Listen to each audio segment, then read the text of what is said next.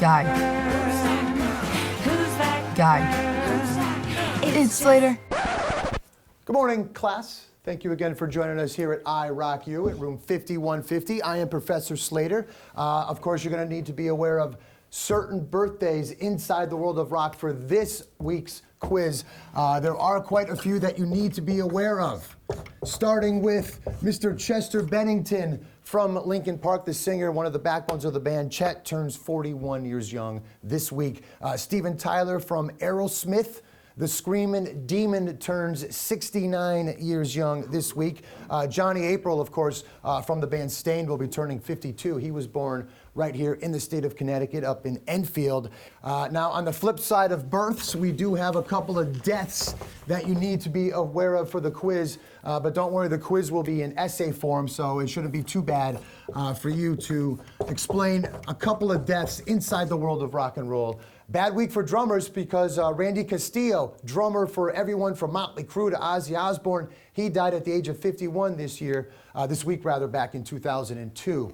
And as well as the rockers, Mr. Leo Fender, the inventor of the Telecaster and, of course, the Stratocaster guitar, died from Parkinson's disease back in 1991. He started his company back in the 1940s. He sold his company back in 1965 for $40 million, which you can imagine what that would be worth today if he stuck around. And in addition to the deaths in the world of rock and roll, I'm going to need you to be aware of a couple events inside the world of rock that you need to recognize what happened. Like, for instance, back in 1991, this was the week that the Black Crowes were booted off the ZZ Top tour for criticizing Miller Lite, which was not a good thing to do when you've got corporate America sponsoring your tour.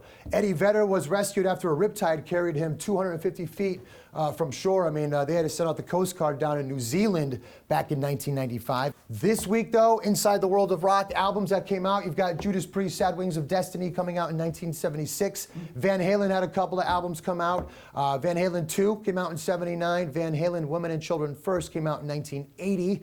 Nine Inch Nails' Head Like a Hole came out in 1990. Silverchair's Frog Stomp came out in 1995. Rats Out of the Cellar came out in 1984. And Pink Floyd's legendary Dark Side of the Moon came out this week back in 1973. Mr. Davis, you will be responsible for snack this week, and please do not make it anything corn-based again. We will see you next week here in room 5150 at iRock You. It's Slater.